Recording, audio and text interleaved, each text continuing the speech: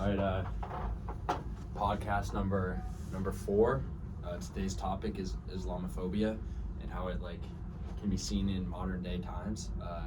I'll start with an introduction. I'm James. I am Catholic, and my knowledge of Islam has mostly recently grown in the past couple years, just because of recent events, especially in Islam or Israel and the war there. So I've been doing some research. Yeah. Dash.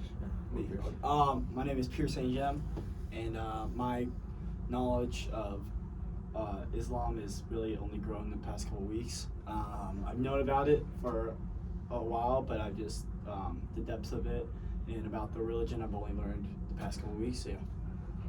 I'm Dash Crispin, and I mostly know about the negative things said about Islam and the common belief. A lot of people it's been growing about 130% since 2008, Islamophobia. There's a lot of people scared or showing hatred towards Islam. And I think that stems just from 9/11, just because that was such a horrible attack against us. And I think people are looking for answers, and I think when the world is in disarray, I think negative things always find their way to the surface. Yeah. So, yeah. Right.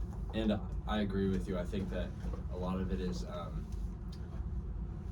that hate comes from just terrorist events that aren't really correlated to the religion of Islam at all. Yeah. In fact, I have a friend that is Muslim. I forget what it is. I think it was Hargo. Oh yeah. Hargo. Sunni. Sunni? No, Yeah. Hargo Ball. Yeah. It was the one where you don't cut your hair. Yeah. A very small sect of Islam. I think one of the smaller religions of the world. And he was one of the nicest guys I know. So growing up around him, I think we all played basketball with him. We just went to school with him. Yeah. He was one of the nicest guys on our team. So Mhm. for me, I never really thought of people of the Islam religion who are Muslim as anything different, Yeah. especially just because growing up around him. So I think exposure is a big reason why people have these beliefs. Yeah. Yeah. as well. I think it's important to understand how seriously that people take their culture. And, talking about Hargo, he had his hair down, and it was something that sometimes I would be like, how can you live with that? And, Yeah. and that must be a distraction to people. And to me, it felt totally ridiculous. But then again, as I became older, I looked myself in the mirror and I was like, I don't partake in a religion or a culture such as that, so I don't know what it means to have that type of hair. So to him, it was probably very important. And like James said, what you're exposed to and what you know and what you don't know is very imperative when you're forming these Right. thoughts and opinions. Yeah. I don't want to keep talking about Hardiman, but I remember when we were in 5th grade and we took a trip down to we did an overnight thing up in Marina Headlands, and but that was the first time we all saw his hair and how long it was, or a lot of our class, and I just remember thinking pretty similar to Dash, wow, that's pretty interesting about how long it is and just how do you live with that. But then I kind of thinking about what we've learned about the past 2 weeks about how intense that the religion is, Islam, and how dedicated you have to be. It kind of represents that, that a lot of people would never want to have that long of hair, but because of the religion and because how dedicated, it kind of shows his dedication to his religion. So pretty interesting thing about that now. Yeah, and I mean that's not something that a lot of Muslim people do. It's just I think it's a more unique aspect of the religion. Yeah.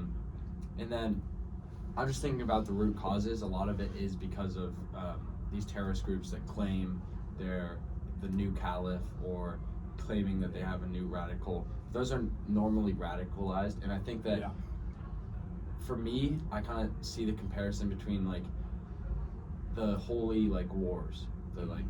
Those wars were terrible, and on a Catholic front, there's been a lot of terrible things that every religion has done. So I think it's kind of one, there's a modern prevalence to these attacks, but then also I think people are just ready to jump at someone that themselves, like fear of the other guy. Yeah. Because they're different, we're gonna attack them for this rather than focus on our own self. So I think that's one big cause of it. Mm-hmm. And like you said, it's easy for people to group Muslims or other people that follow that type of religion just based off looks. Yeah. Because most people will think of a Muslim as maybe a Middle Eastern, kind of like a darker skin tone than we are, with like a turban, or maybe the women having themselves covered, and that's not how it is all across the board. That's just the common sight that we want to assume. Yeah, and I think that happens a lot in our world. Like, we marginalize a lot of groups. Yeah.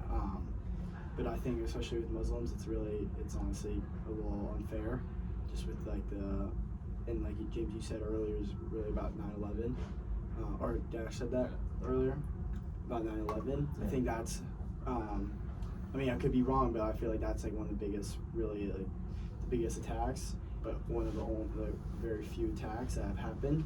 And so to keep marginalizing them like that and kind of like putting them into this group is pretty unfair. I believe, especially after learning the past 2 weeks about all the different things about it, about the different culture and about the different religions. Yeah. I mean, there's been a few attacks. There's been 2001 with 9/11. There's been the 2004 Madrid train bombings, the 2005 London bombings, and those are all just terrorist attacks, not correlated to the religion at all. And I'm sure any Muslim practicing Muslim that you ask, they'll all say that they disagree with that. Yeah. And I think that's something that applies for a lot of religions, that it's a small section that's looked at. I know for like Catholics, they have the like priest idea that there's that, and you're taking a small section of them. Yeah. But it's also like you're gonna have to like kind of deal with that, but move forward, and people aren't moving forward from these attacks that happened almost 2 decades ago, and people just aren't allowing like the Muslim religion to move on, and versus for other like religions, they've moved on a lot quicker. Yeah. Pierce, I have a question to maybe ask you. So I read that 78% of Islamophobia and hate speech and hate acts they're towards women that are Muslims. James, you can answer this if you'd like as well, but I just want to hear if you have any explanation or any reasoning that could possibly be true as to why women are attacked so much. I don't know specifically, but like I think it would probably just be because they're just probably an easy target for a lot of people. And that's just not, I mean, just for like Muslim women, but just like women in general. I think they're an easy target for a lot of men, especially. And so, but that's kind of like my only reason I feel like I would see it. Just like they're an easy target. Like they have all the similar, they have all the same beliefs as men, like Muslim men, but they just because they're women, that kind of like that. And then following up on that, do you think there's some aspect of like being scared or not having self-confidence when they're covered, their whole bodies are covered, and what do you think, like when you see that, what kind of attitude does that portray to other people when you're all covered up? I think it's like you're I don't know. I think there's just such a stigma around like Muslim women or just like Muslims as a whole, that like, especially when you see them covered, you automatically think like, I mean this is horrible to say, but like a lot of people think it's like, oh, like terrorists or something like that. Yeah. Immediately once you see like, especially with all the clothes covered up, so I think that like kind of triggers something in people's minds. It's like, oh, I want like that person's not good, even though they've never talked or spoke to them, never talked or met that person in their entire life. James? That fear of like the unknown, I think. Yeah. Like there's not enough people who have an understanding of the religion or like current day events. There's a lot of people who are ignorant on such topics, and they make like rash decisions or like assumptions about them without even knowing who they are. And so with that, like coverings, you don't like, the whole idea is like, what's under there? Who are they? Like, if someone's covering their face, that's like a personal connection that you can make. Especially like we had COVID, when everyone had their masks on, you couldn't really. There was a lack of personal connection. Yeah. So like that's just a small example of like how important it is to like see someone and Definitely. personally connect with them. But there's other ways around that. Mhm. You just have to make an effort to get to know them Definitely. instead of just being like, oh, I can't see them. There's So- more of an effort when you. Yeah, yeah, you gotta talk to them and understand. So do you think more of Islamophobia is what is known or what is unknown? Are people scared of what they know about Islam or what they possibly don't know that could harm them? That's a great question. I think I don't think they understand their religion at all. Yeah. Like the religion aspects of it, they don't know much about. They don't know the people. I think the most important part is they don't know Muslims in their daily life.